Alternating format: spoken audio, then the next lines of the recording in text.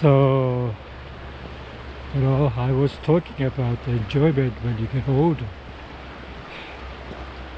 Definitely, there's many, many choices that you could do. But for me, mostly reading books and watching movies. Regardless of it, I think you rather stay at home. And if you stay at home, you don't have anything else but books and movies to watch. So I realized when I was reading books yesterday, wow, how lucky I was because I could still read books. Sometimes the particular capability of reading may not exist. So, as long as you are able, you should take advantage of this particular privilege of reading books. As you know, reading books when you get older is more difficult because your eyesight may not be as good as they are when you were younger.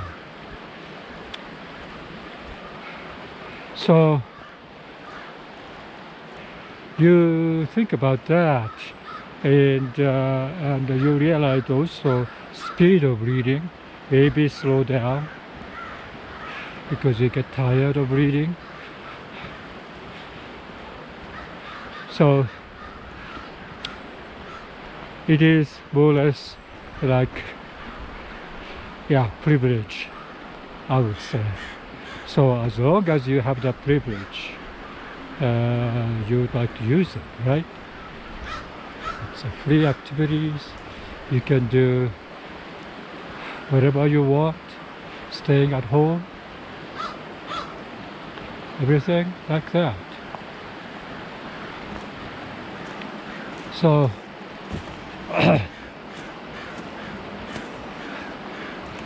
I started to read rather late, and I talked about it before also, but when I was younger, I was like a more or less like engineering type of person, that I was so busy, and I thought, especially when I was very, very young, like 20 years old or something like that, so busy studying the material that I have to study. I thought reading books is a waste of time, and it's somebody else's fiction. Why do you want to read that? But then again, when I got probably about almost like 50 or 60 years old, I think even, I decided to read books because I discovered the fun of reading books of other people, especially the world literature or something like that. Even if it's not, something that's popular, or if it's not, well written, maybe, but I still read it because somebody wrote it, and it's like if somebody put efforts to put down something in the paper, I think it's worthwhile to read it because there's somebody's whole souls in there. So I kind of cherish any books, as a matter of fact, whatever it comes along. Of course, when I read it, sometimes it becomes very boring and I stop reading, or it's like very uncomfortable to read sometimes, or maybe it's more difficult to read sometimes. Norman MacLean's book, for example, I read the last couple of weeks was not, I don't think it's an easy book to read. Compared to, of course, like Dan Brown, Haruki Murakami, all these things are very, very easy to read, right? But Norman McLean's book is very, I don't say pedantic or anything like that, but it is a little bit difficult. Ian McEwan's book I really loved. Also, it's a little bit more high difficulty for me, although I enjoy them. But I think the Ian McEwan's case, I think it is because the language itself, English language, he uses words and phrases or slang or more sophisticated, I would say. So it is more difficult that way. So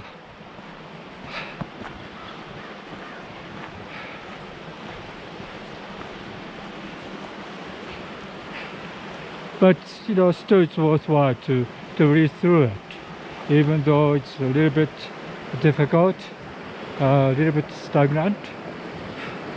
I think it's great reading anyway. It's very enjoyable, especially if you have time to read. You don't have to read fast. You have to read bits and pieces at a time, or slowly as you read. That's very, very enjoyable there.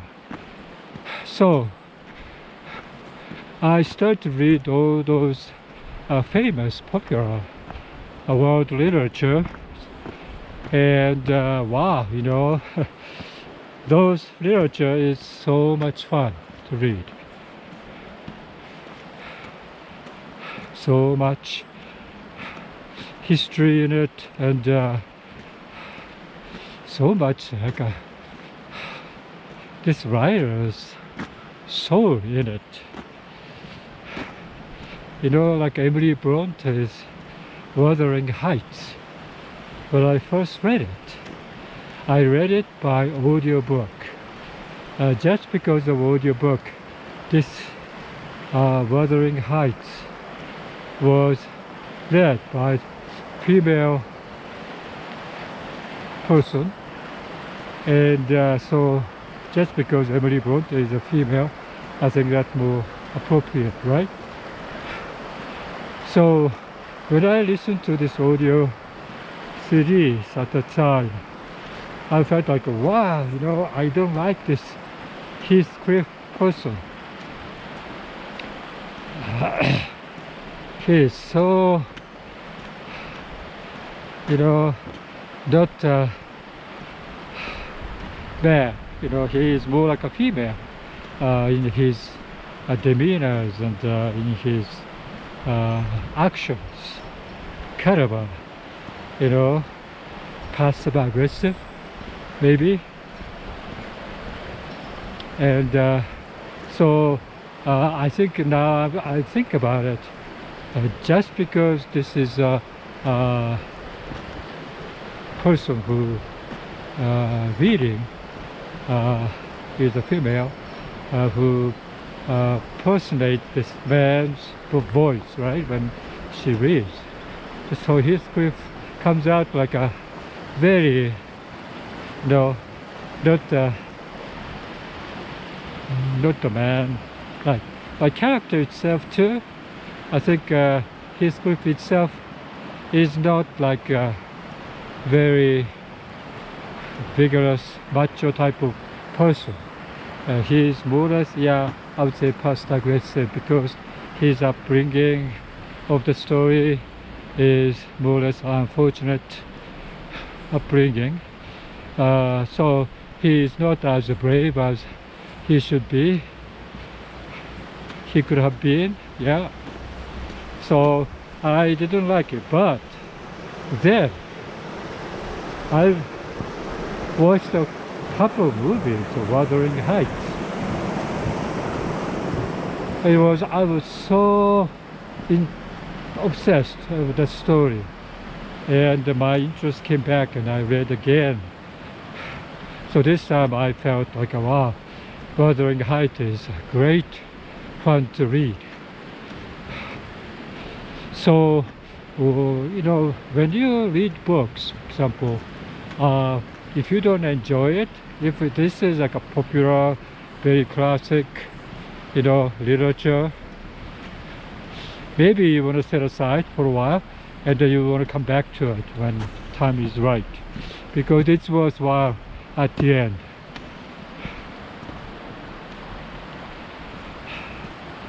So I strongly recommend Wuthering Heights by Emily Bronte. Her sister Charlotte Bronte's Jane Eyre, on the other hand, is very, very fun to read there, because I never felt that that particular book is feminine. It's more like masculine type of writing there. So I really enjoyed the stories. Yeah, so those world literature that people loved in the past, you have to read it. I'm guilty of not being able to read Tolstoy's War and Peace, for example. I read Anna Karenina when I was like maybe 20 years old, when in Japan. I remember I enjoyed it. I remember I was telling myself that, yeah, that was a great literature. So, but of course, I had to read it again, because he's a great world literature writer. Charles Dickens, I read one by one, and each one of them is very, very enjoyable, very captivating. Each story is very, you know, once you started to read it, you cannot get out of it. Except the one book, like a Pickwick Papers, I kind of gave up because this was kind of boring for me. I think that Dickens later works there. But yeah, Charles Dickens is, even though he's like a 18th century or 19th century writer, 19th century writer, right? Very enjoyable. You know, English is very today's English, of course, and so I never thought that you can enjoy those books in English, because I think one of the reasons where I felt like that, there's a author, Japanese author called Soseki Natsume. Okay, he is about he was born about 1886, you know, middle of 19th century, and he's a great writer. I really admired him, but his earlier works, even for Japanese people, he uses this the former writing style in Japanese, because at the time maybe it was common there to write in a classic style, but later on I think he changed to the colloquial, today's Japanese style at that time, and it's much easier. So whenever you read that particular old style Japanese literature, almost feel like, wow, yeah, it's very, very difficult to read. You know, you kind of shy away because you don't understand what is written there. Dickens is not like that. Dickens is like a textbook style English, and it's very easy to read. Yeah, so I really discovered that Thomas Hardy is the same way. It's very easy to read. So I think, for come to think of it, Haruki Murakami, for example, of course it's a Japanese author, and he writes very easy form in Japanese. So translator J. Rubin, for example, writes also very easy style of English, and translate that, and it's very easy to read. Yeah, so otherwise I couldn't, some of the writers, Japanese writer, for example, is kind of difficult to read because of the old writing style. It's not impossible to read, but still difficult. So in English, as a matter of fact, it's not that difficult to read because of the classical style. Of course, if you go to the Chaucer's or somewhat like that arcane English, and maybe Shakespeare, yeah, of course Shakespeare is very difficult to read because the language is about 16th century's writing, but people still read that 16th century writing. I think that's something to tell you. Yeah, I think reading books in English, I think even though it's a very old style of English, it's not impossible to read. So there are a whole bunch of books available for you to read. Yeah, so I really recommend that Japanese people read foreign literature because of the translations available there. But because of the translations are done in the past, sometimes it's kind of difficult to read, probably some of the old books maybe. And definitely old Japanese literature is very difficult to read because its Japanese language is very different from today's Japanese language. So that's a difficulty there. Just like Shakespearean English is difficult for today's English reader. But those things exist there for you to read. That's something, it survived many years, many hundreds of years. I think it's worthwhile to make an effort to read that at today's person. You want to spend a little bit time to make efforts to read those old classical books, if it is a good books, like Shakespeare, for example. Shakespeare for me is like, even though I don't understand it, I really enjoy that. I don't know the rhythm. First of all, those are plays, right? So you attend the Shakespearean plays, and you enjoy it without understanding what it said. That's the one thing that I really took me surprised, because without understanding the content, how could you enjoy that?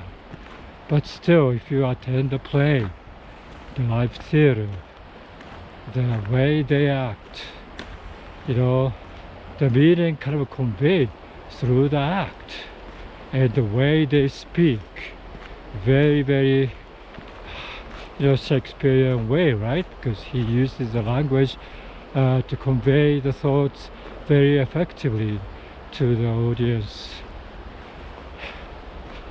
That particular thing, I would say, yeah, very impressive to me.